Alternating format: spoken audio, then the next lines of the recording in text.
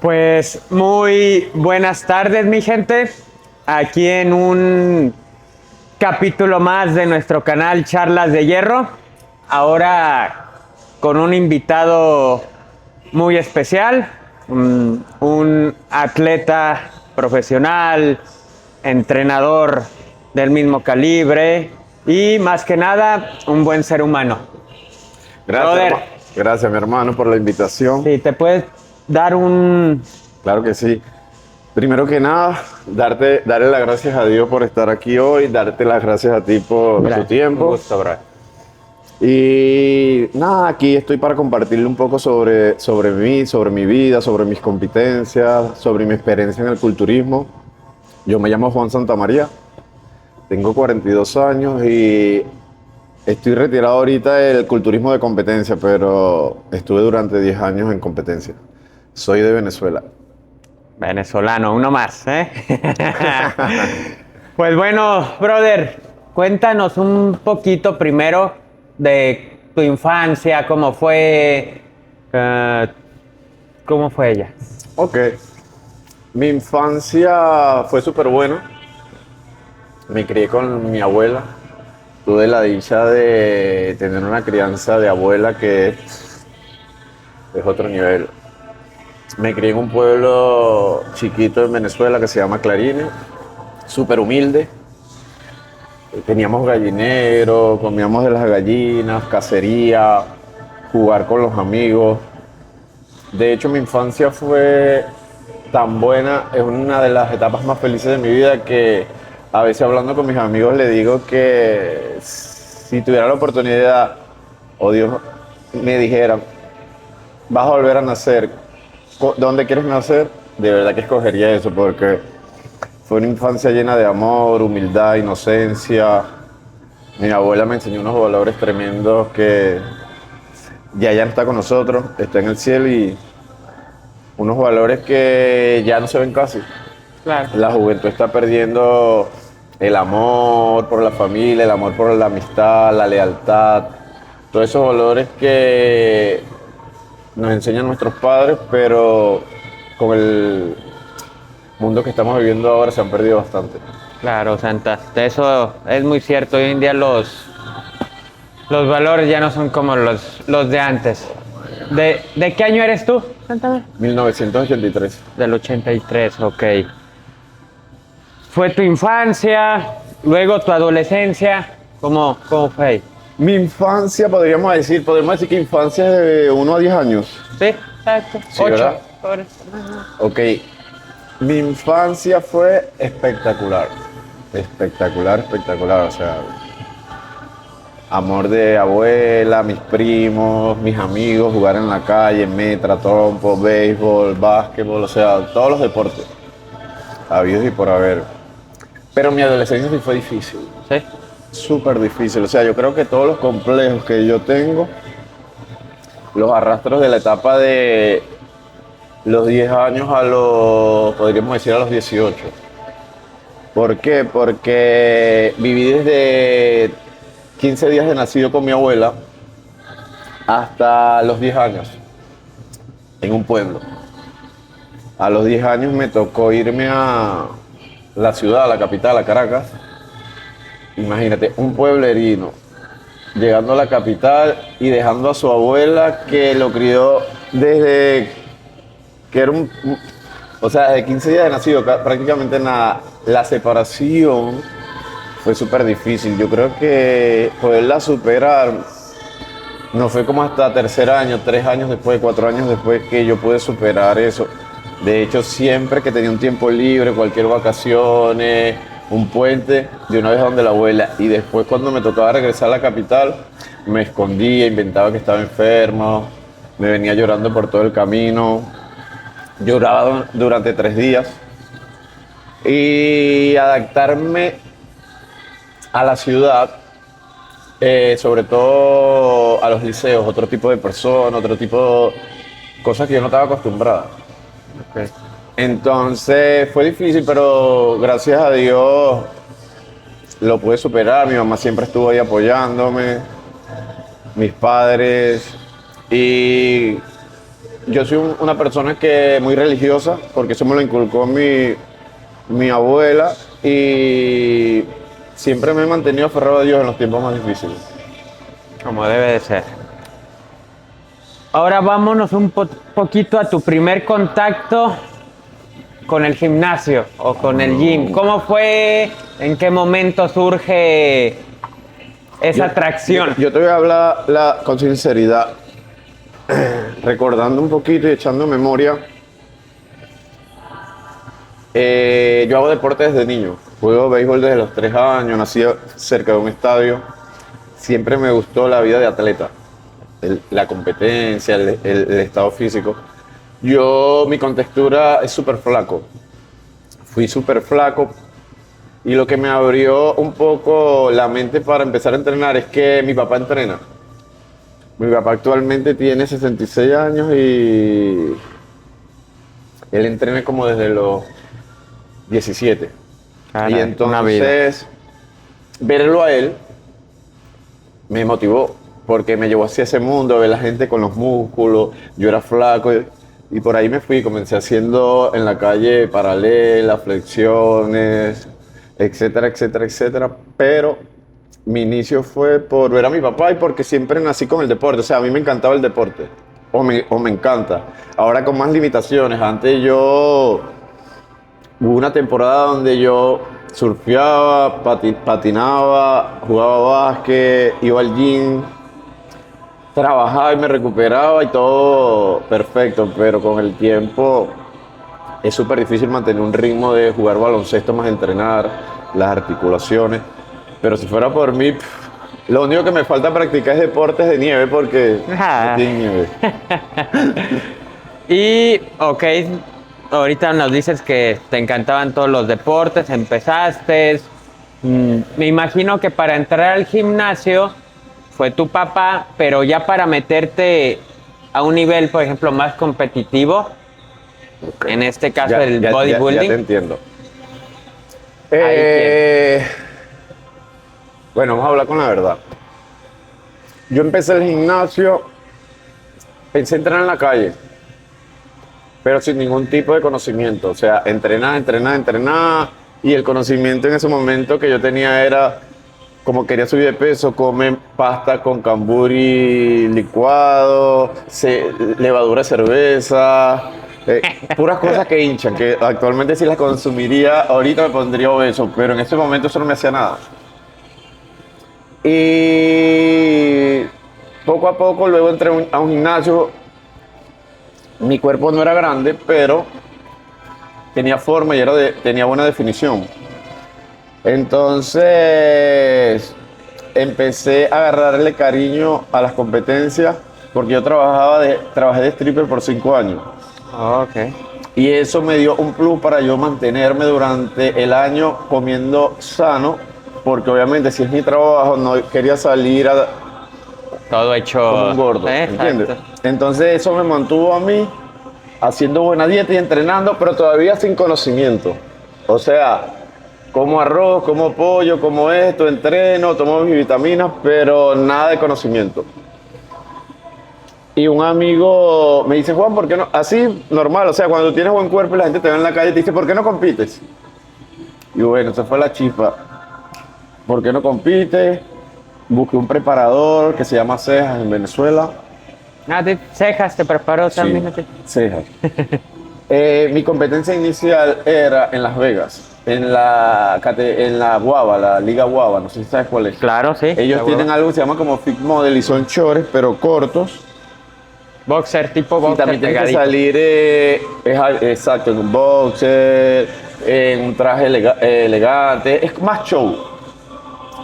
Me gustó y me empecé a preparar para eso, pero en medio de la preparación, en el gimnasio me veían personas, mira, el sábado hay un nacional, el sábado hay esto, hasta que, ay, vamos a hacerlo. Y pum, resulta que lo gané. De ahí me escogieron para ir a un un centroamericano en Dominicana. Pero todo eso es para... ¿qué edad tenías cuando empezaste a competir? No, yo empecé el culturismo tarde. Yo hubiese querido empezar el culturismo un poco más temprano, lo hubiese manejado mejor, hubiese tenido un conocimiento, yo pienso que me hubiese ido mejor. Yo empecé a las competencias como entre los 28 y 29 años, A mi edad, ahorita. hasta los 40 más o menos. Caray. Entonces tú sabes que el prime de un atleta de competición es entre 20 y 35. Y yo prácticamente cuando iba de salida comencé. Ya. Bueno, gané mi primera competencia, me escogieron a representar a Venezuela con un equipo grande a los centroamericanos en República Dominicana. Y allí, gracias a Dios, como se dieron las cosas, volví a ganar. Entonces de ahí empezó todo el mundo a animarme, yo mismo a animarme. Fue súper difícil porque esto es un deporte que es muy costoso. Y viviendo en Venezuela, donde prácticamente el apoyo es 0,0%. En ese momento se había un poco de apoyo. De hecho, cuando yo viajé a esos suramericanos, a esos centroamericanos, perdón, te daban $500 de viático, te daban el hotel, la comida y el avión. Pero esos fueron los 2 primeros años que yo comencé. Del resto, con mi trabajo, con ayudas, puro corazón, porque esto es un deporte que yo sé que muchas personas que están desde afuera lo ven como no saludable y como que la gente se está matando a sí mismo. Pero es difícil explicárselo cuando tú no sientes una pasión. O sea, cuando tú estás lleno de pasión, de sueños, te pueden decir todo lo que tú quieras, pero tú sigues avanzando. Y esa es la idea que uno debería aplicar en todas sus cosas, porque uno siempre tiene que meterse en sus proyectos de lleno sin importar lo que diga la gente. Siempre hay que confiar en uno, eso sí, haciendo las cosas bien, porque nada chueco va a terminar bueno. Y así fue como entré. Después fui a otro centroamericano, después tuve fama en mi país, después iba con los mejores. Un boom. Y después otra vez tuve como un declive porque la situación del país cada vez más difícil, no se conseguía alimento, no se conseguía medicina. Y obviamente estamos claros que si no comemos bien, esto es un deporte que hay que comer 5 veces al día, pechuga de pollo, no vamos a avanzar porque no es lo mismo como ahora yo a mis 42 años, yo llevo una dieta, pero yo sé que comiendo aproximadamente qué cosa o qué no, yo me puedo mantener. Pero es algo de mantenerme yo para verme bien en una playa o sentirme bien o estar saludable, pero el culturismo es extremo. O sea, en el culturismo tú no puedes... por ejemplo, yo ahorita entreno para mantenerme. Yo siento que yo entreno ahorita un 70% de mi 100. Y con eso me mantengo, pero ¿qué evito? Los dolores articulares, las lesiones, sentirme mal y todo eso. Pero cuando tú estás en el culturismo de lleno, que quieres competir y ganar, tú no puedes permitir, no, voy a entrenar al 70 y voy a hacer la dieta al 80, eso es el 100% todo el año, porque todo el mundo está dando el 100%. Entonces, definitivamente las personas que quieren entrar al culturismo tienen que saber que es disciplina, la motivación no vale de nada. Y tienes que saber que vas a ir al extremo en todos los ámbitos, tanto si tienes que comer mucho, como si tienes que comer poco, como tienes que entrenar durísimo, o como tienes que hacer mucho cardio. A veces yo trato de explicar a las personas porque actualmente estoy trabajando como entrenador aquí en Miami, en el gimnasio Elevation, y no te guíes por la vida de un culturista, porque tú no eres culturista. O sea, tú no tienes que entrenar así. Tú no estás preparado para aguantar esos entrenamientos. Tú no tienes que comer puro arroz y pollo. Eso, mucha gente tiene A veces la gente le cuesta como que hacer esa fusión. Pero también porque solo lo que ven. O sea, ven que una persona entrenó así, ven que esa persona... Pero son 2 mundos distintos. O sea, verte bien no es culturismo.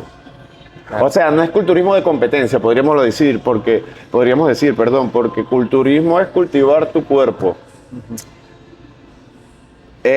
Y si tú te cuidas, estás cultivando tu cuerpo, pero hablemos de la competencia. O sea, de la competencia no hay cosas a medias. No, vas al extremo. No hay cosas a medias. Vas al extremo y De hecho, con he tenido clientes que ven los entrenamientos, ven todo, y me preguntan como que, ¿y eso? ¿Cuándo yo voy a entrenar así? ¿Cómo es eso? Y le digo, lo probé solo con uno. Le digo, ¿tú quieres entrenar como entrenar un culturista? Sí.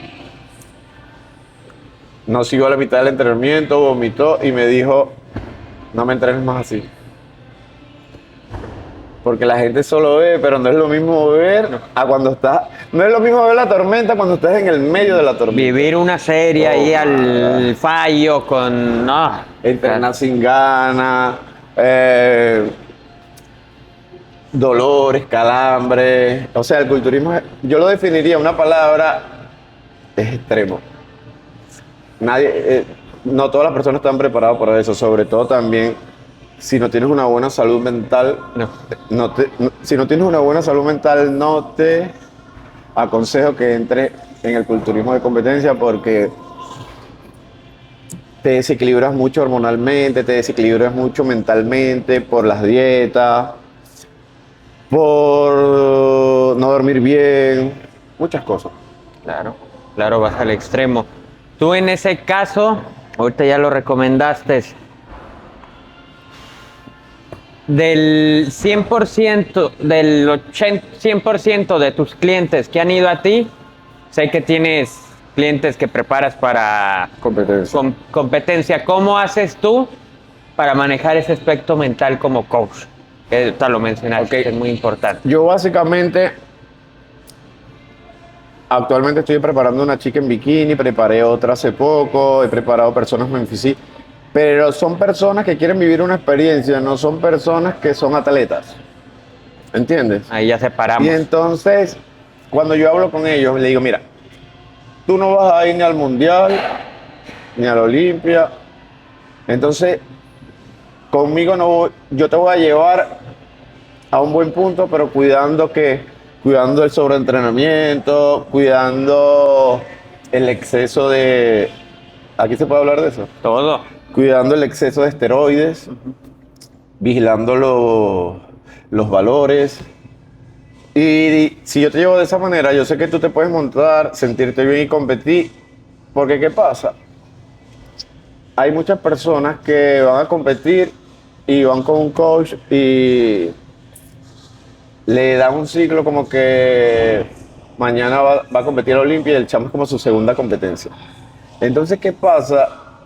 Ok, perfecto, te metes en el ciclo, te pones fuerte, compites y después quedas todo desordenado, las hormonas por allá. O sea, ni siquiera yo pienso que es recomendable a una persona nueva hacerle un ciclo para competencia fuerte porque esta persona todavía ni siquiera tiene la responsabilidad de saber que cuando se termine la competencia tiene que hacer una dieta inversa, tiene que conseguir haciendo cardio, haciendo sauna, cuidarse la salud y regular todo, porque normalmente las personas terminan de competir, se van a rumbear, beben alcohol y hacen un rebote como de 20 kilos y después tienen acné, líbido bajo, ginecomastia, etcétera, etcétera, etcétera. Entonces, yo con toda mi experiencia que he tenido, trato de llevar a las personas como yo hubiese querido que me llevaran a mí.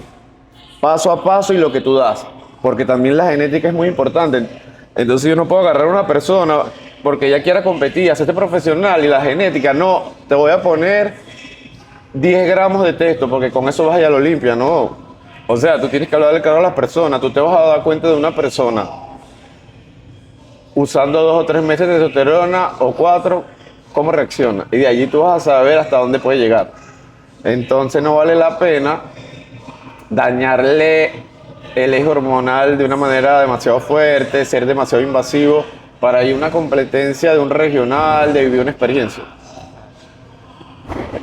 Yo cuido mucho eso, o sea, no me gusta llevar clientes con efectos secundarios. O sea, si estoy con una persona preparándole, le está doliendo las tetillas, vamos a regularte, vamos a pararte, vamos a recuperar y volvemos. No encima de eso, no, tómate 300 arimides y todas esas cosas. Pero sobre todo por eso, porque también no preparo atletas profesionales. Entonces yo pienso que para qué ser tan invasivo y tan agresivo con una persona que quiere competir 1 o 2 veces. Claro, exactamente. Y que no tiene fines de lucro, pues quizás un atleta tiene sponsor, tiene algún sueldo, alguna marca. Y pienso que debería ser así siempre, porque así evitamos que las personas anden... Porque si tú ves yo por ejemplo he visto algunas personas que hacen 5 o 10 competencias y después las veo con la barriga gigante, con tetilla. Y antes de haber competido eran unas personas que tú podrías decir, bueno, se ve bien. Entonces la idea no es verte bien para una competencia y después quedar destrozado. La idea es verte bien para una competencia, lo que tu genética va dando. Porque este es otro tema. Tú vas a competir una vez, pero ¿cómo vas a volver mejor? Haciendo un oxiso, regulándote, trabajando los músculos fallos, para cuando vengas a presentarte otra vez en tarima muestres algo diferente y así vuelve. Pero eso es un proceso que solo las personas atletas lo van a hacer 5 o 10 años. Del resto la gente termina de competir, se va a rumbear, se va para la playa y después se vuelve y así. Sí, es un giro. Y no es nada saludable. Exactamente, ojo ahí, ojo a esto.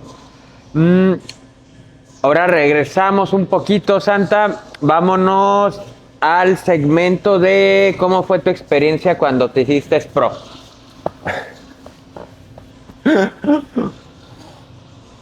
Bueno, aquí me toca hablar como que de la parte, acabo de hablar de las personas irresponsables. Yo fui una persona irresponsable. Ok. ¿Por qué? Porque bueno, yo trabajaba de noche. Como cuando yo empecé, yo competí en una competencia que se llama Memphis Heat y es en Chore. Y en esa época simplemente tenías que tener una forma y está definido, pero fue evolucionando. Entonces fui una persona que solo me preparaba a competir, no hacía oxiso. Entonces nunca mejoraba mis fallos. Volvía. Y entonces, ¿qué me pasó a mí? Yo era una persona que iba por los centroamericanos, centroamericanos y suramericanos y ganaba mi talla, o sea, mi línea, pero en el overall no ganaba. Y en esa parte era donde daban el profesional. Tuve que, prácticamente por cuestiones de la vida, me fui a vivir a un pueblo. Después estaba viviendo en Caracas. Y en ese pueblo pude como que reencontrarme y darle la prioridad a mejorar fallos, trabajar con más tiempo, usar más mi cerebro. Y esa fue la vez que pude lograr mi carnet profesional, lo logré en Quito, en un suramericano. Un suramericano es una competencia donde van todos los países de Sudamérica, Argentina, Brasil, Venezuela, Ecuador, Perú, y donde van todos los ganadores de cada nacional de ese país. Imagínate Pesado. que es buen nivel. Y imagínate que solo daban en esa época un pro. O sea, prácticamente tú tenías que ganar a 15 personas porque como era un suramericano y era una sola vez al año, entonces tenías que ganarle a 15 personas y después ganar un overall de 5 tallas. Y bueno, logré enfocarme, logré concentrarme, logré trabajar con inteligencia y fui tan bien preparado que ya cuando montaba mis fotos y videos en el Instagram hasta jueces me escribía, mira, te ves demasiado bien. Yo no me lo creía aún. Y hasta cuando estuve en el backstage, los jueces, mira, porque ya me conocían, tenía 5 años yendo a comer. Me dijo, mira, ya tú estás en tu punto, este es tu momento.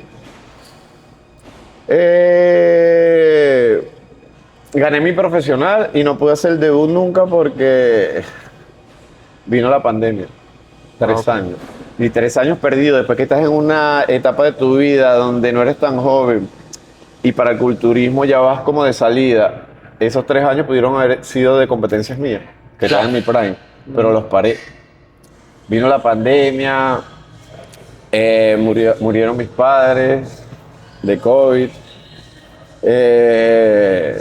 Y estuve demasiado inestable en Venezuela, tanto mentalmente como físicamente, por la pérdida de ellos. Luego me vine a Miami. Después de eso, ¿Por qué decidiste dar ese paso para acá? ¿por qué decidí venirme a Miami? Porque primero, uno de mis familiares más cercanos estaba aquí, que es mi hermano. Ah, Y eso fue una de las cosas que me dijo mi madre antes de morir. Me dijo, no dejes solo a tu hermano y vete a vivir cerca de él. Mi situación en Venezuela en ese momento económicamente no era súper rico, pero No era malo. Era por encima del promedio. vivías bien. Y cuando tú vives en un país que no es que yo era famoso, pero entre el mundo fitness me conocían y eso te hace las cosas más fáciles, ir para un gimnasio y para el otro. Me sabía desenvolver y ganaba buen dinero. Pero la situación también del país, me sentía como un hámster, dando vuelta en el mismo círculo, la misma gente, los mismos lugares. Ya salir de una zona, por ejemplo, yo me la pasaba ya los últimos años entre Campo Alegre, La Lagunita, Altamira, Las Mercedes. Pero ya si tú salías de ahí ya era otra Venezuela. ¿Me entiendes? Entonces, viendo lo que me dijo mi madre, poniendo en contexto lo que me dijo mi madre, poniendo la situación de Venezuela, dije, si me quedo, ok, estoy cómodo, tengo casa, duermo y sueldo, pero no voy a conocer más nada. Porque también es un tema ya que para sacar una visa es súper problemático. Si fuera fácil sacar la visa, quizás lo hubiese pensado. Y mi visa estaba por vencerse, le quedaban 5 meses. Oh, ya, O sea, era una decisión ya. Entonces, las palabras de mi mamá retumbando, cómo estaba el país, con ganas de conocer nuevas cosas y con mucho miedo, o sea, no te voy a mentir. Claro. Un miedo increíble, o sea. Imagínate, yo siempre digo esto, porque es el sentimiento que sentí en ese momento cuando veo eso. ¿Tú has visto alguna vez cómo es un río crecido? Que se va llevando todo. Bueno, imagínate que tú estás en la orilla, pero la única opción que tienes para vivir es lanzarte en el río y barajear ahí, agarrarte de algo y llegando a una orilla. O sea, si te quedas aquí te vas a morir. Claro. Así me sentí yo cuando me vine a Miami. Me sentí como que súper indefenso después de ser una persona tan segura, después de estar acostumbrado en Venezuela a conocer al de aquí, al de allá, resolver todos los problemas súper fácil. Llegas a un país donde nadie te conoce. No, nada. Y fue duro. Es duro todavía, pero este año 2025 ha sido de mis mejores años aquí. Siento que mi mente está mejor, a nivel espiritual estoy mejor y mi economía está mejorando. Y tratando de llevar un equilibrio, porque tú sabes que la vida aquí es súper rápida. Entonces, si uno no tiene un equilibrio, entonces evolucionas económicamente, pero tu salud mental se va.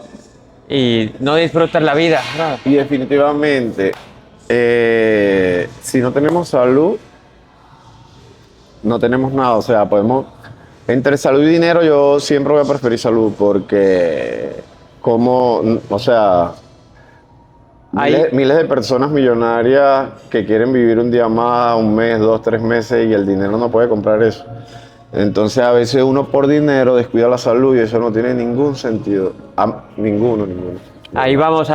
Ahí justamente ahorita que tocas ese tema de la salud, Pues, ¿te pasó algo a ti? vamos a parar aquí, que necesito hacer pipí. Dale. Una hora después. Para que la gente sepa. Claro, vamos por partes. Vamos a hablar un poquito de lo primero, o sea, de tu preparación aquí en Miami, cómo Pregúntame. empezó, etcétera.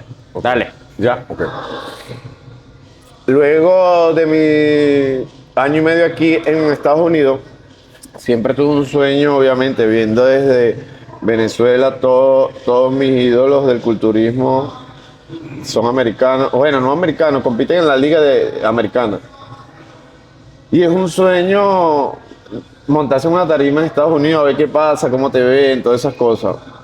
Obviamente yo sabiendo que tampoco estaba a los 30 años, o sea, yo dije, me preparo, hago un año, 2 años, me despido y por ahí le doy. O sea, tú Porque- viniste con el objetivo de querer competir aquí Sí, también. sí, siempre lo tuve y nunca pude viajar por el problema de dinero, por problemas de visa, etcétera. Decidí comenzar la preparación aquí. Mi preparador se llama Omar, Omar. venezolano. De verdad que empecé con él, me puse en sus manos porque esa es una de las cosas que, aprovechando aquí, si buscas un preparador y te mandan instrucciones, las tienes que seguir. Y si tienes duda o te molesta o algo no te gusta, las debates con él y toman un acuerdo entre los dos, porque no vale la pena tener un preparador y hacer el 80% que diga él, el 10% que ves en TikTok, el 15% que ves en Instagram y lo que te dice el otro. Entonces haces 50 de tu preparador, 20 de redes sociales, porque conozco personas así. Y eso es lo peor del mundo, o sea, tanto para ti como para tu preparador. Tú no vas a avanzar nada. Y tu preparador se vuelve loco porque no va a saber cómo te cae el arroz, cómo te cae la avena, porque tú estás haciendo 50-50. Claro. Bueno, con Omar me fue excelente, nos compaginamos bien, tuvimos buena química. Con Omar yo empecé en 200 libras y logramos llegar a 240 libras, 42 libras. Primera vez en mis 8 años de competencia que hacía un oxiso. Primera vez que sabía lo que era comer tanto, porque la gente no sabe lo que es comer tanto. No. Cualquiera que me diga, no, yo como mucho y no subo. Y le digo, le muestro una dieta de comer 100 gramos de crema de arroz al día, 80 gramos de avena, 300 gramos de arroz por comida, 4 comidas. No da ni tiempo ni apetito. Entonces, eso es una de las cosas que también necesita una persona para competir. Tener buena genética, porque quizás con lo que yo comía para poder subir, se lo daba a otra persona y lograba el triple. Entonces hay que tener buena genética para desarrollar masa muscular. Ese es un tema muy importante, o sea, la genética lo es todo, bro. Buena genética para que tu sistema digestivo soporte tanta comida, porque si no vas a estar entrando y saliendo de lo porque te vas a hinchar. Y tiene buen apetito, porque yo he visto gente, me comía eso prácticamente, llegó un momento que lo quería licuar para tomármelo. Y yo veía amigos que se comían eso y relajado y a las 2 horas tengo hambre. Entonces es difícil, o sea, el culturismo de competencia no es fácil. Con él logré subir 242 libras. De verdad que es el momento de mi vida donde he estado más grande, donde he tenido más masa muscular. Aprendí muchas técnicas de entrenamiento con él. Empecé a prestarle más atención al entrenamiento, porque yo siempre con mi dieta fui un 100 o un 1100 fui yo. O sea, yo cuando me enfocaba, tú me decías 3 granos. Un grano y medio, un grano y medio. O sea, yo no inventaba nada porque yo quería, si no te queda una duda, ok, no estoy avanzando, pero he hecho estas 2 cosas mal. ¿Es culpa de la dieta o es culpa mía? No, y yo te vi, o sea, déjame decirle a la gente, yo te vi el año pasado que llegué a Miami, estabas duro, grande. En ese tiempo, justamente, te vi tenías un fisicazo. Sí, estaba agarrando un buen nivel tanto de masa muscular como de entrenamiento, o sea. Súper. Obviamente, bueno, tú conoces a Carlos Omar, Rancé, Todos, sí. Ángel, Omar, son personas que entrenan súper duro, heavy. Yo no estaba acostumbrado a eso, me costó adaptarme. Yo siento que cuando tenía como 7, 8 meses, es que yo me sentía como que podía entrenar con ellos. Claro. Porque eso era 4 discos, en todas las máquinas 4 y 4, para allá 4 y 4, 4 y 4, 4 y 4, 4 y 4.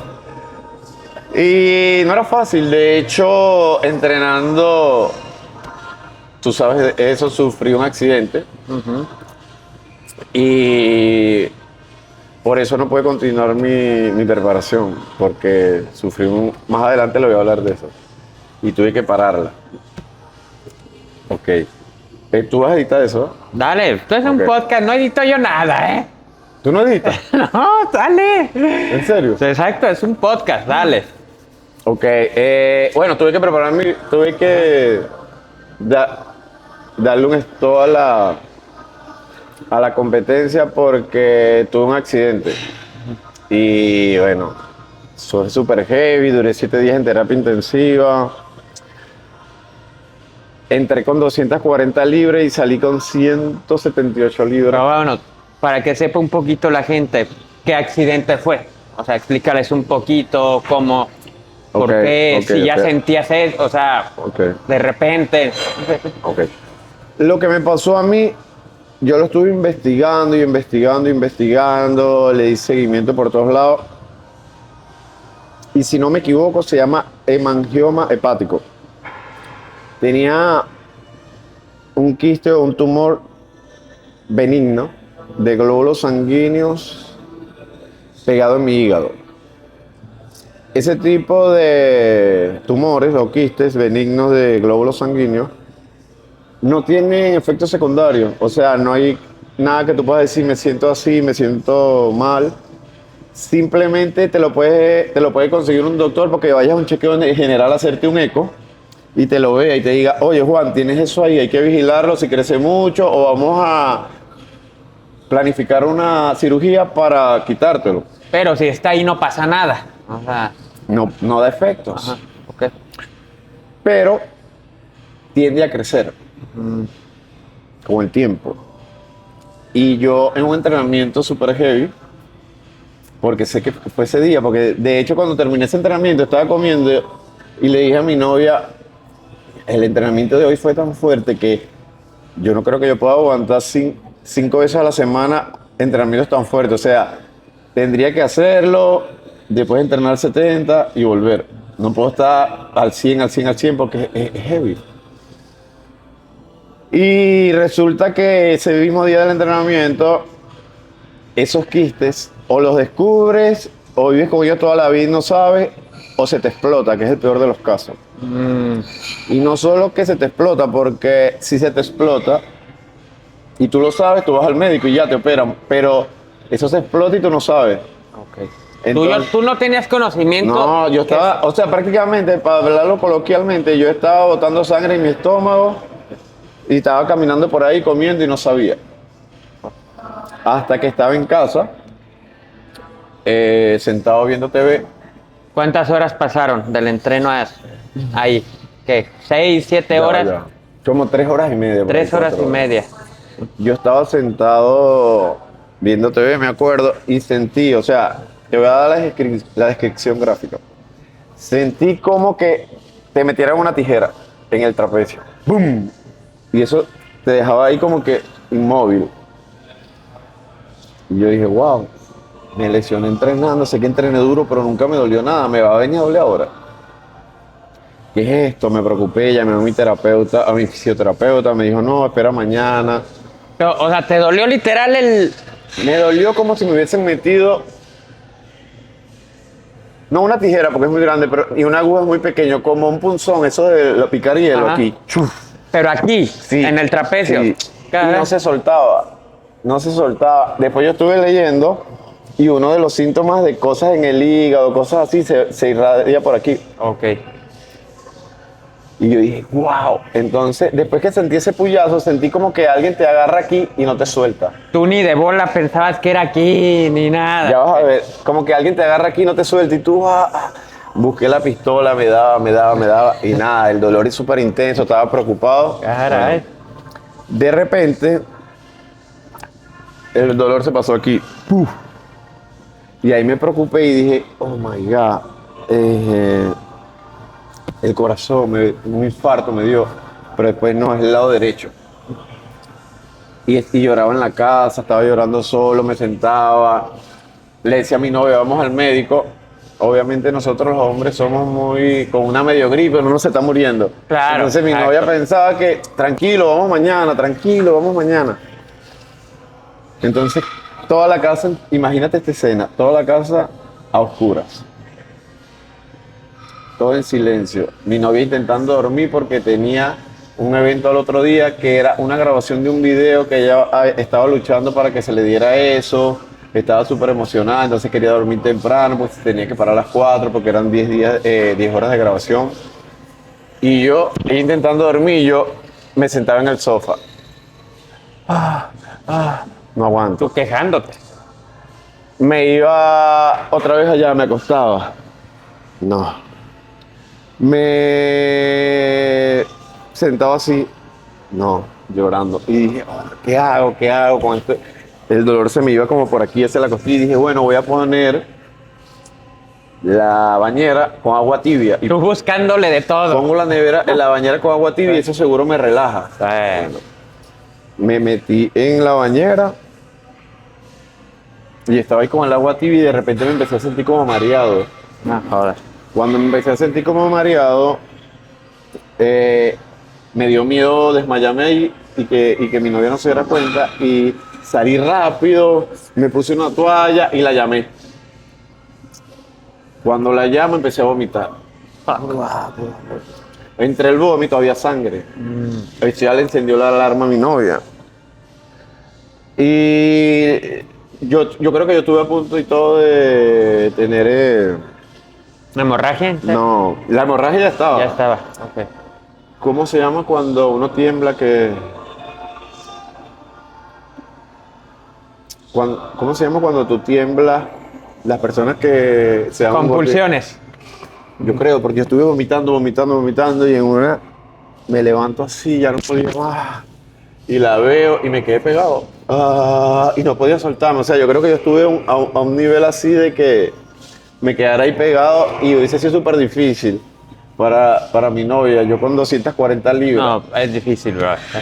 Después de esos vómitos, yo no podía respirar bien. O sea, yo no podía hacer esto. Tenía que respirar corto. Como si no tuviera espacio. Obviamente, analizando, sangre en el estómago, los pulmones tienen menos espacio.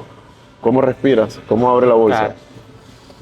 Y nada, me fui al hospital, me metieron de emergencia. A los 2 horas de haber ingresado me hicieron la primera operación. Los doctores tenían como que, ¿cómo te lo podría decir?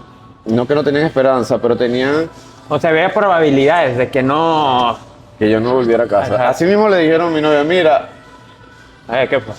tómatelo con calma, pero él puede que no vuelva a casa. Exacto. El doctor me dijo, mira, te vamos a operar, a intentar parar la sangre, y me operaron por endoscopia. De hecho, yo no tengo cicatriz, sino dos huequitos como quemados, que eso es lo que autorizan. Ahí metido. Y si no resulta, yo te tengo que abrir. Eso. Y bueno, gracias a Dios fui evolucionando poco a poco. Tuve 3 operaciones. Una me durmieron completo, de 2 horas. Otra a medianoche. Yo estaba dormido, porque hay un caso, yo estaba muriéndome prácticamente. Todos los signos, fallaba la respiración, fallaba el riñón, fallaba muchas cosas, porque obviamente la sangre derramada en el estómago hace que tus órganos no trabajen bien. Tuve 3 operaciones, una que me durmieron completo, otra que fue a medianoche así de emergencia, que los signos empezaron como a variar y me dijeron, mira Juan, hay que operarte aquí, ambulatorio, te vamos a hacer edad local y básicamente lo que vamos a hacer es drenarte. Y después que me sedaron quedé un poquito inconsciente, me sentía súper mal porque imagínate, 1 de la mañana. Es más, yo llegué a un momento que dije, ¿dónde estoy? ¿Qué está pasando? Claro. Y cuando me di cuenta me sacaron un galón de sangre. Parecía salsa de tomate. Ah, Y por ahí sacándome y por aquí metiéndome. Recibí muchas transfusiones de sangre. De ahí mejoré un poco, pero al otro día el doctor tomó la decisión, yo creo que fue la mejor porque de allí empecé a evolucionar rápido, en 3 días estuve afuera. Él me dijo, Juan, para evitar que vuelva a pasar en la madrugada, yo te tengo que operar de nuevo por aquí,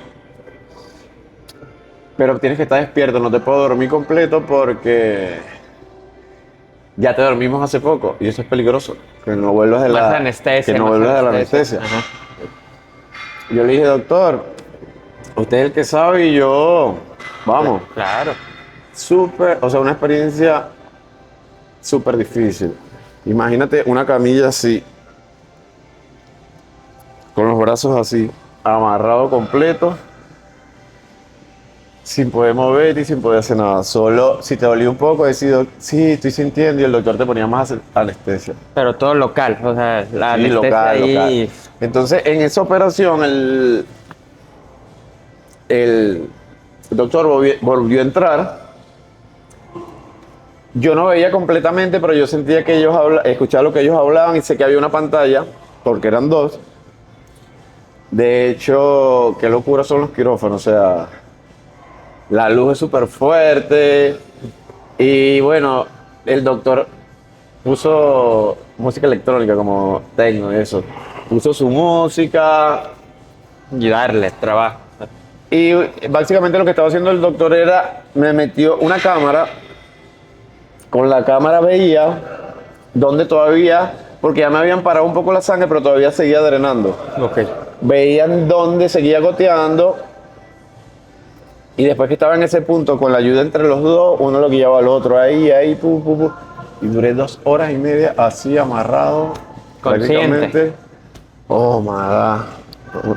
Una locura. Yo creo que yo, durante ese tiempo, me bloqueé como del sufrimiento, me bloqueé de que lo malo que yo estaba pasando momentos difíciles, mi cuerpo no estaba funcionando al 100%, pero mi mente estaba como si yo estuviera bueno. O sea, yo siempre pensaba en mi mente, lo que necesito son unos días, yo me voy a recuperar. Nunca pensaba que me voy a morir, que este es el final, todo eso.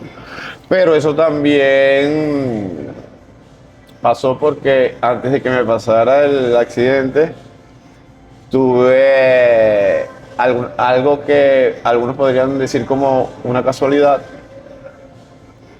pero yo lo tomé como un mensaje de Dios. Justamente 3 semanas antes del accidente, yo llegué una noche en mi casa, donde cuando me fui a dormir dije estas palabras, sí, básicamente, o sea, me senté y me dije a sí mismo, me siento vacío, me siento sin propósito, estoy viviendo la vida como una planificación rutinaria, O sea, no más. no estoy disfrutando. En automático estaba. Entonces yo digo, súper automático. Y yo digo, yo siempre soy una persona muy de emociones. Quizás a veces en algunas partes de aspectos de mi vida me ha ido mal por actuar más emocional que todo. Entonces, he sido siempre una persona que anda, bueno, tú me conoces, que anda alegre. Mira, vamos a hacer esto, vamos a hacer aquello, pam. Todo eso lo había perdido prácticamente. Y no veía luz porque tampoco decía, ok, lo perdí, no lo tengo. Pero ¿qué hago para recuperarlo? Entonces, me vino a la mente, entre esos pensamientos, ¿por qué tú te alejaste de Dios? ¿Por qué tú no has ido más a la iglesia? Si tú antes ibas, si tu abuela te enseñó, Y yo dije, oh my God, qué pensamiento. O sea, yo estaba aquí luchando porque lo primero que uno hace cuando llega aquí es preocuparse por dinero. Más nada. Lo demás no vale. Entonces, me pasó la primera noche. La segunda noche me fui a acostar otra vez y me volvieron los pensamientos. ¿Por qué tú te alejaste? ¿Por qué no has ido más a la iglesia? Todas esas cosas. Eso fue un miércoles. La segunda noche fue un jueves. Y el tercer día estoy viendo mi teléfono, revisando Instagram, y veo un amigo mío en la iglesia.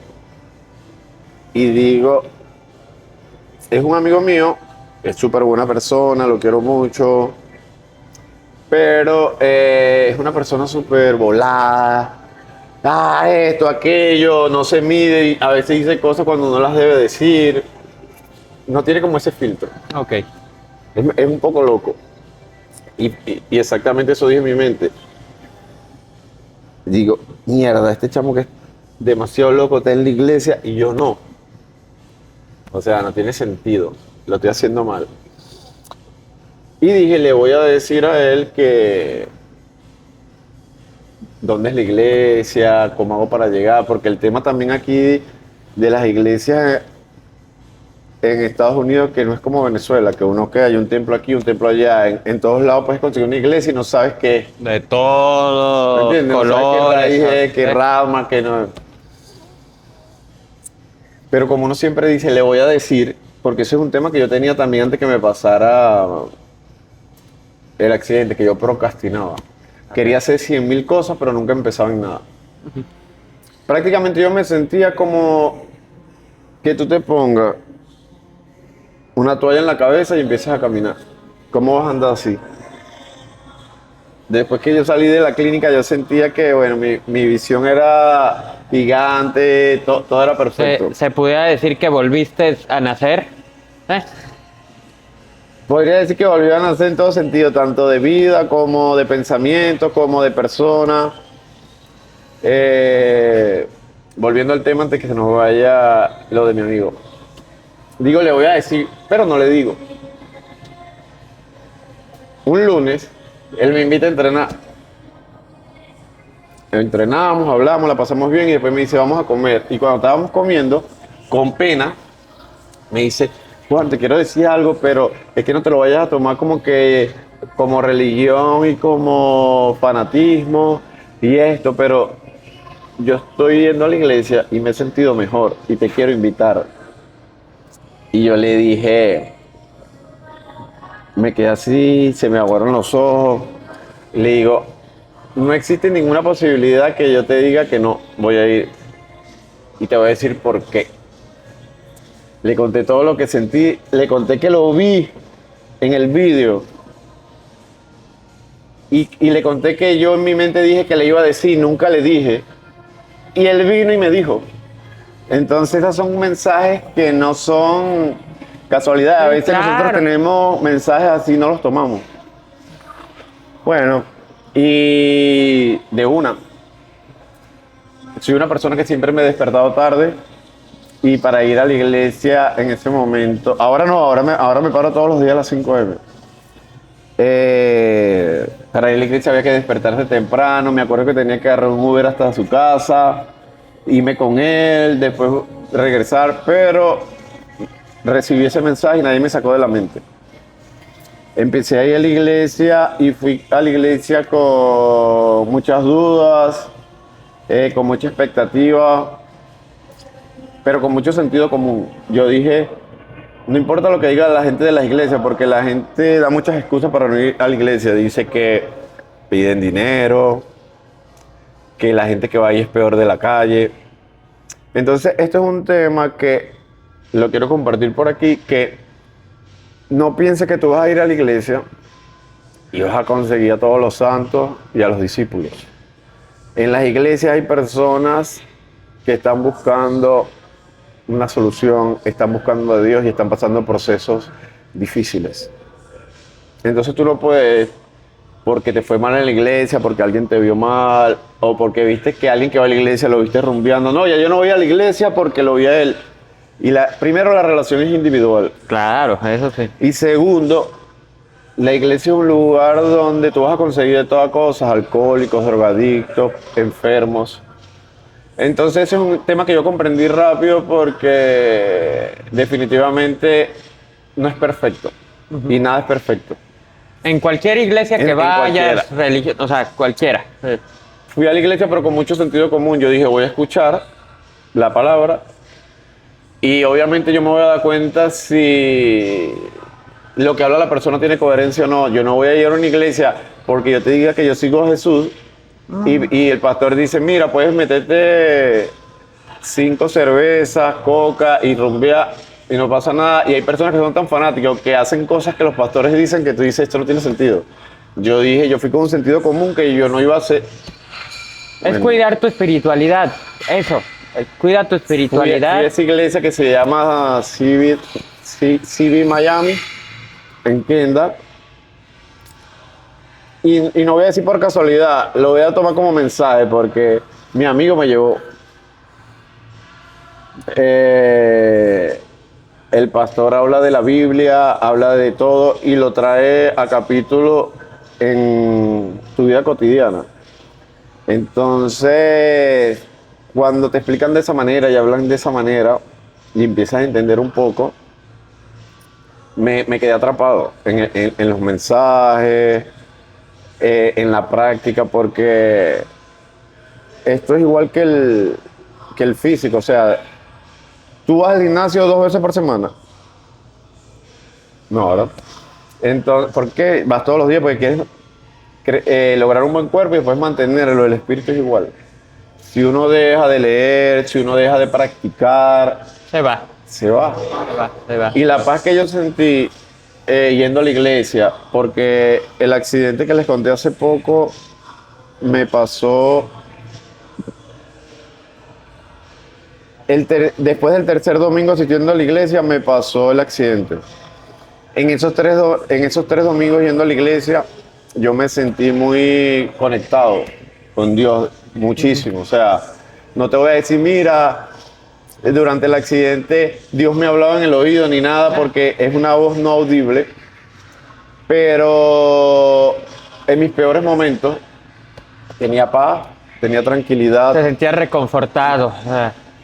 Y me sentía seguro, dejando todo en las manos de Él.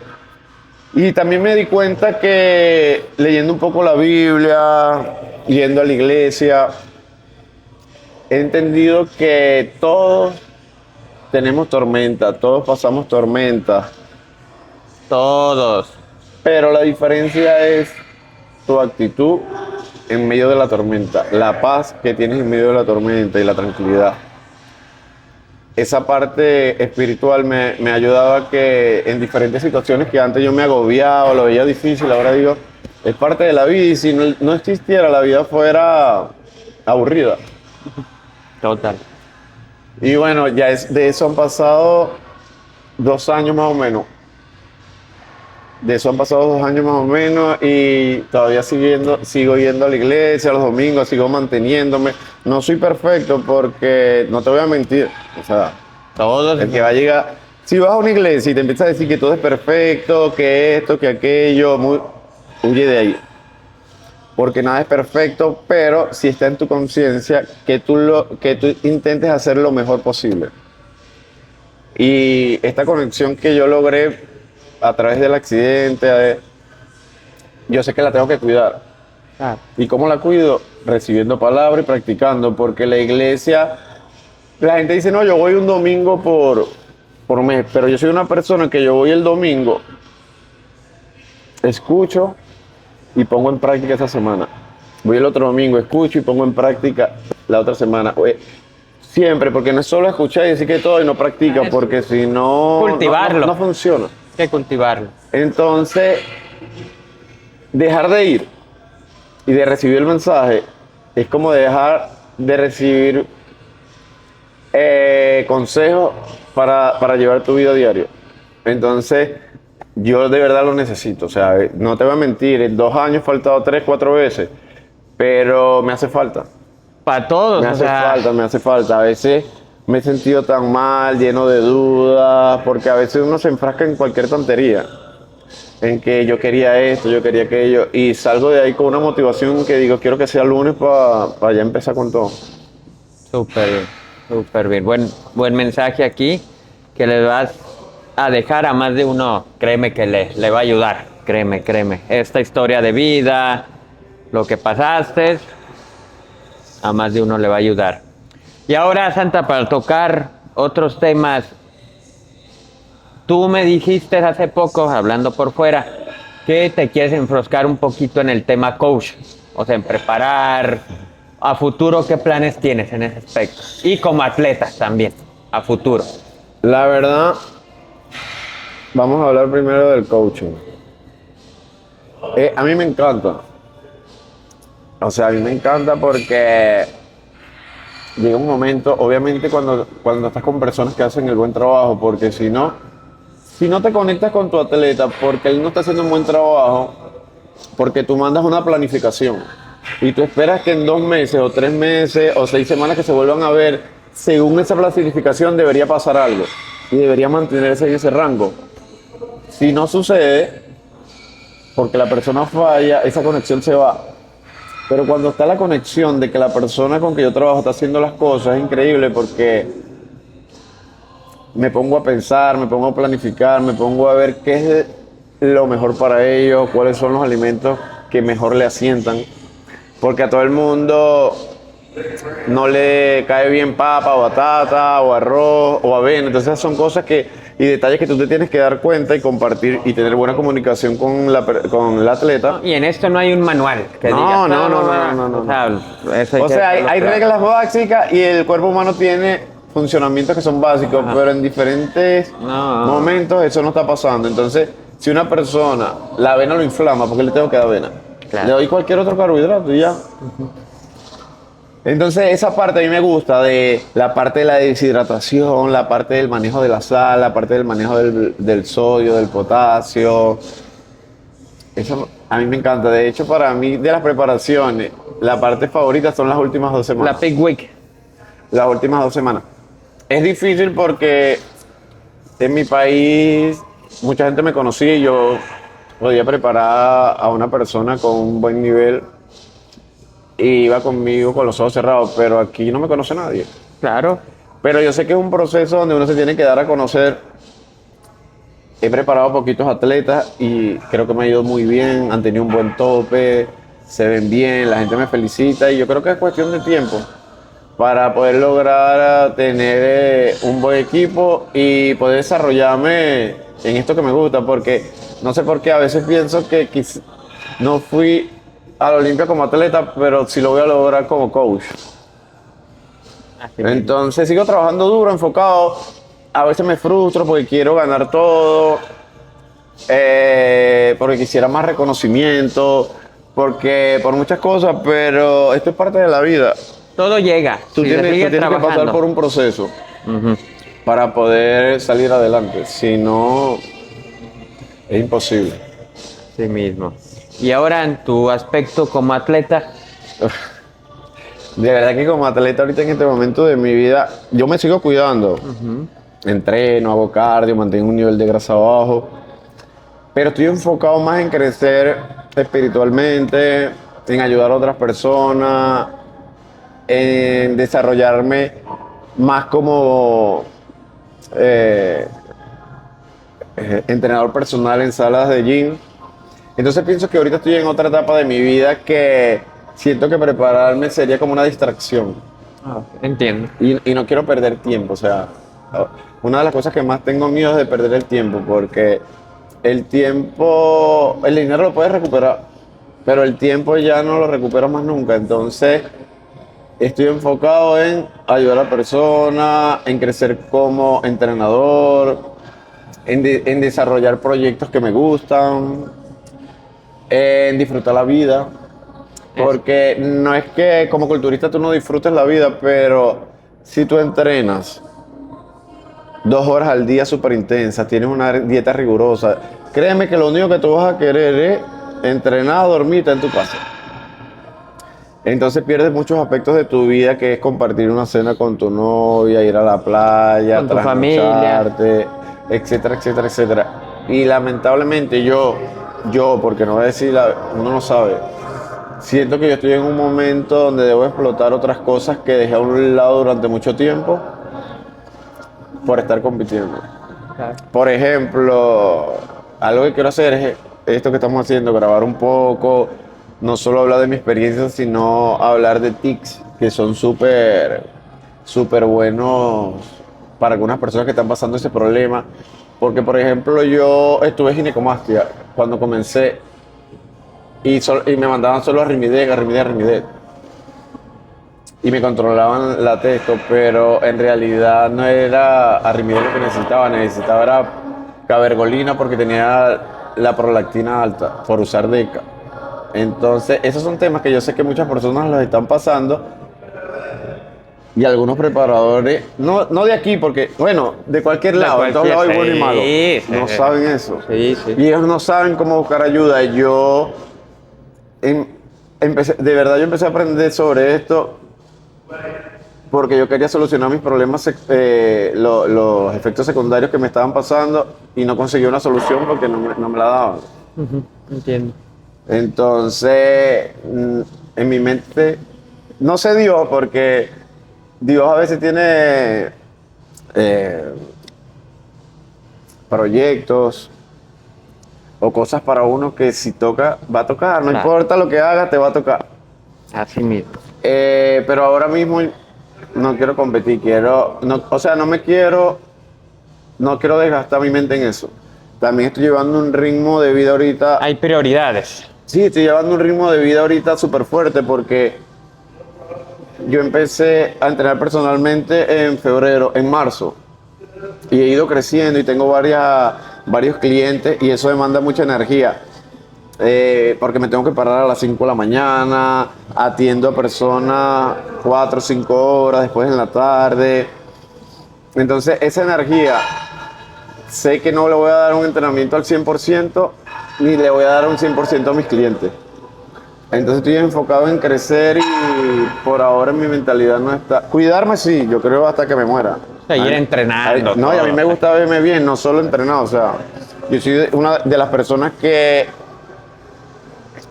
yo entreno para verme bien. Entonces tengo que hacer las cosas. No voy a ir a entrenar y me veo en el espejo y me veo mal. Entonces hago las cosas para verme bien. Claro. También para tener salud. Y bueno, para mantenerse activo, ya son 42 años. Claro. Oh, pues bueno, Santa. Ojalá que todos tus planes se Amén, cumplan, hermano. bro. Igual para ti, te felicito. Gracias. Por tu podcast, gracias por invitarme y bueno, por todas las cosas que estás haciendo, grabando No, videos. quedan dos últimas preguntas que siempre me gustan Bueno, pero hacer. vamos a felicitarte. No, gracias, brother, se agradece. Para Santa María, después de todo lo vivido, de los años que tienes ya, en base a experiencias con regadas, con todo lo que ha pasado, ¿qué es para Santa María el éxito? Tu definición de éxito, ¿cuál sería? La verdad que yo pienso que no existe un éxito total, que tú digas, mira, ya alcancé el éxito y ya me siento bien. No, o sea, yo pienso que todos somos aprendices. Nunca puedes sentir que te sabes todo y que ya aprendiste todo, porque si no, ya la vida no tiene sentido. Siempre tienes que seguir aprendiendo y aprendiendo.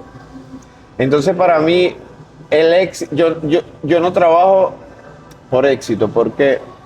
Porque, ¿qué puedo decirte yo? Ok, un éxito puede ser, yo me preparé, competí, gané, pero ya eso quedó ahí. La vida sigue y tienes que seguir trabajando. Entonces, yo pienso que el éxito es un pequeño logro o grande que logras, lo disfrutas un poco tiempo, pero sigues, porque ya eso no, fui exitoso en esto y siguió, no, tú tienes que ser exitoso en eso y exitoso en otra cosa, o sea, prácticamente Es una suma. tú tienes que ser exitoso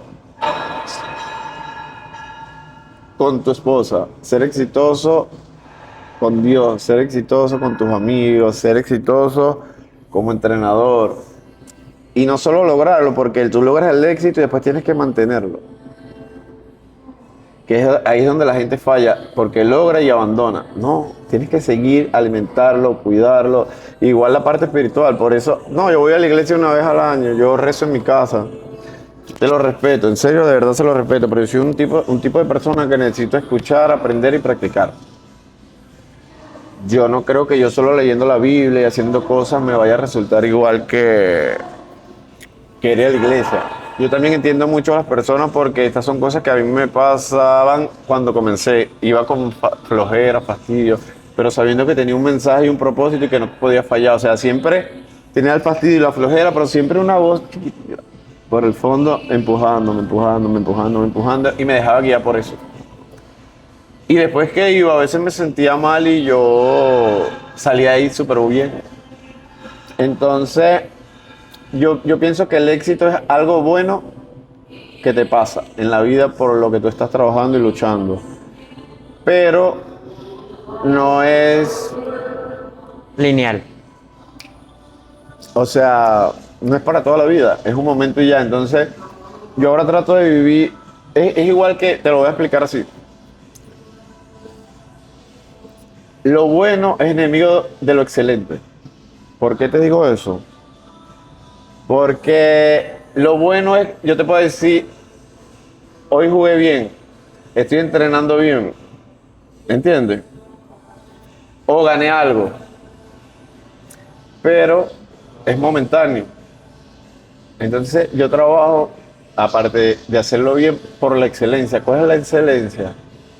Mantenerlo, o sea, lo estoy haciendo bien y lo estoy manteniendo hasta que me muera.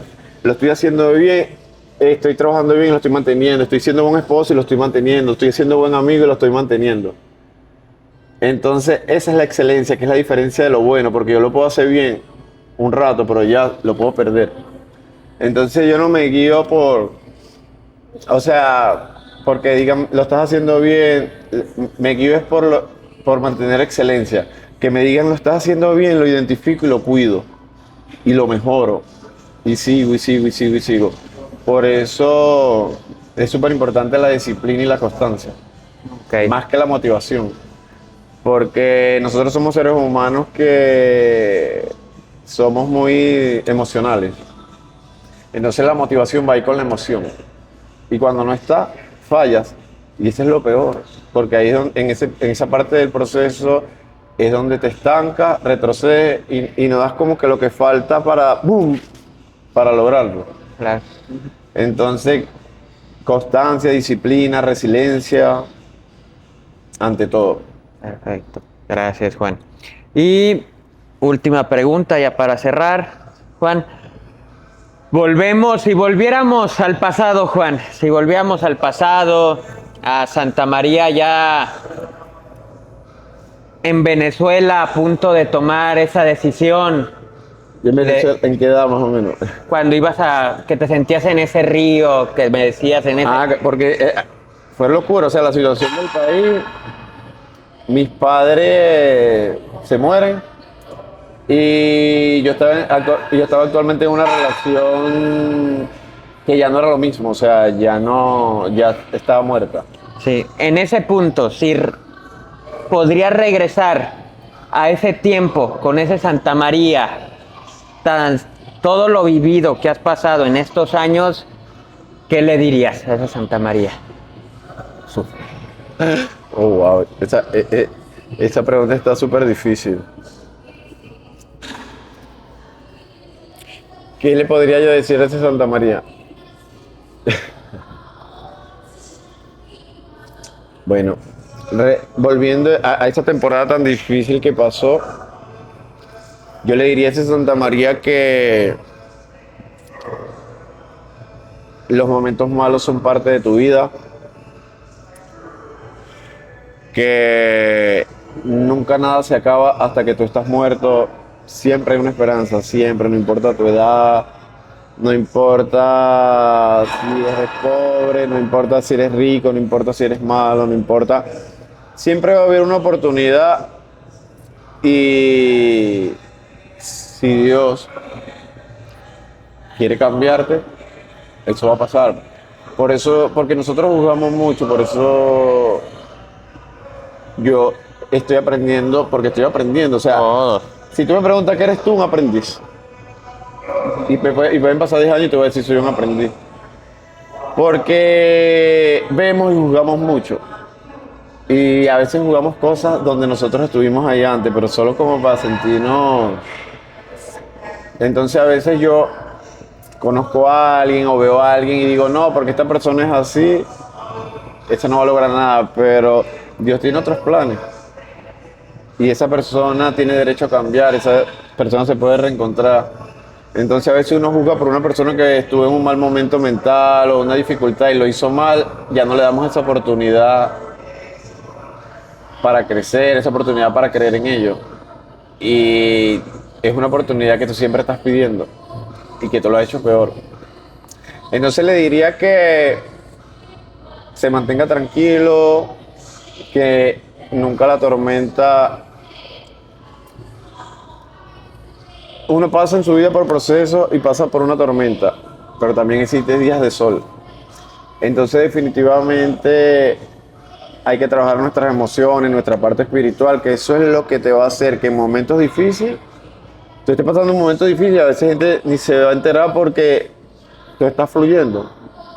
Porque son cosas que se escapan de nuestras manos. Entonces, ¿cómo tú te vas a preocupar por algo que no está en tus manos? Tienes que preocuparte por lo que está en tus manos y por lo que tú puedes hacer. Por ejemplo, a veces yo llevo clientes que están súper bien y de repente engordan. Y le digo, ¿qué pasó? Me separé de mi esposa, me está yendo mal en el trabajo. Entonces, Mil y una problemas. esas son cosas que se escapan de tus manos. Entonces, las únicas cosas que tú tienes en tus manos, que por ejemplo en este caso es cuidarte, comer bien, también las vas a dejar. Entonces, estás por aquí desordenado y estás por aquí desordenado. Yo pienso que cuando uno está pasando momentos difíciles es cuando debe cuidar más su entorno, su paz, su trabajo, sus clientes. No lo que uno tiende a hacer al revés, que es abandonar todo. Claro, claro, claro. Pues bueno, brother, qué gusto tenerte este Dale, mi tiempo. hermanito, te quiero mucho. Una buena plática. Muchas gracias. Gracias, Espero brother. que nos veamos pronto en otro capítulo. Claro, eso sí, dalo por un hecho. Y hablemos de otras cosas. Dalo por un hecho. Como te comenté hace rato fuera de cámara, hay muchos temas de información, tics pequeñitos, que o hasta situaciones de la vida, a veces con ejemplos de nuestra vida, de cómo pasamos esa situación, cómo salimos de esa situación, le sirve a otra persona, porque también no te hablé de que cómo yo volví a sentir propósito, cómo yo empecé a sentir luz. Obviamente sentí el llamado de Dios, pero después que tú sientes el llamado de Dios y conoces la palabra, está en ti que las cosas pasen. ¿Por qué? Porque, ok, yo puedo haber sentido eso, voy a la iglesia, pero si yo no actúo no va a pasar nada. Entonces tuve que prácticamente hacer un cambio de 360 en mi vida. Pararme temprano, ser responsable, no procrastinar, decir que voy a hacer algo y hacerlo, ser mejor novio, ser mejor hijo, ser mejor amigo, tener buenos hábitos de limpieza, de muchas cosas. Entonces, eso sumado día a día, no es que yo me empecé a sentir bien después que salí del hospital y que pasé esa situación, no me pasó de la noche a la mañana. En realidad me empecé a sentir bien como un año, pero que yo venía practicando, Claro. practicando, y cada vez que practicaba, fluía mejor. También la iglesia donde estoy, te hace parte de la iglesia y te brinda mucho vía Zoom. Mira, vamos a hablar sobre los negocios, vamos a hablar sobre motivación, vamos a hablar. Y el pastor reúne grupos de 16, 20 personas y te da algunos tics y te da algunas palabras que te hacen como que la cabeza te salga volando como un corcho. Una de las cosas que más me ayudó, y te lo recomiendo a ti también, y fue viendo unas clases de la iglesia. Esas clases son vía Zoom, o sea, cualquiera que tenga un tiempito se conecta una hora. Fue leer un libro que se llama Hábitos Atómicos. Porque ¿qué pasa? Los libros te dicen todo, pero si tú no lo practicas, que es lo que estamos hablando, no va a pasar nada. Yo leí el libro y de verdad Fue uno de los que te me voló cambió. el cerebro la historia de esa persona. ¿Por qué? Porque esa persona explicó que simplemente con hábitos tú puedes cambiar, con buenos hábitos tú puedes cambiar tu vida, porque los buenos hábitos son difíciles de lograr, son difíciles de mantener y son fáciles de perder. Y los malos hábitos son difíciles de dejar, fáciles de agarrar, o sea, en 3 días. Por eso a veces la gente dice, no, pero que tú te la pasas con esto, y aunque tú no lo creas, si te la pasas con personas que son alcohólicas, vas a tomar. Vas a caer, Si te la sí. pasas con personas drogadictas, te vas a drogar. Así mismo. Entonces, esa persona, porque ese libro es basado, lo cuenta una persona desde su experiencia. Sí, sí, sí. Que esas baterías, llevamos buen tiempo, ¿eh? ¿Ya? Dale. Sí. Ok, como te venía diciendo, que uno de los libros que a mí me ayudó fue el de Hábitos Atómicos, porque me di cuenta que para cambiar no tiene que ser de la noche a la mañana, no tiene que ser todo a la vez, y que solo tenía que empezar por una cosa y cuidarla. Me hizo entender que los hábitos buenos, como te lo expliqué, son difíciles de crear y de mantener y se pierden así. Los malos casi que se convierten en adicciones. Entonces, poniendo en práctica eso y también cuidándome, porque llega un momento de tu vida donde que hasta las malas amistades quizás no te afectan Directamente. no te afectan directamente haciéndote algo, pero su entorno, lo que ellos hacen, su energía, porque a veces tú puedes hablar con una persona súper emocionada y te dice, no, eso es un fastidio. Ujú, sí. Y ese es un círculo que tú tienes que ir dejando, porque eso no te suma nada, eso solo te da inseguridades y te llenas de miedo. Entonces, Pues bueno, brother, te agradezco de nuevo, una plática muy amena, muy amena. Gracias por dejar tu experiencia, tus tips. Y pues sin más, o sea, mi gente, esperemos que les haya gustado esta charla. Esperen más próximamente. Y pues nos vemos en próximos capítulos, mi gente. Adiós. Dios los bendiga. Mira, bebé, vamos, ¿no tienes un tripod para poner el bicho ahí y tomarnos una foto desde allá?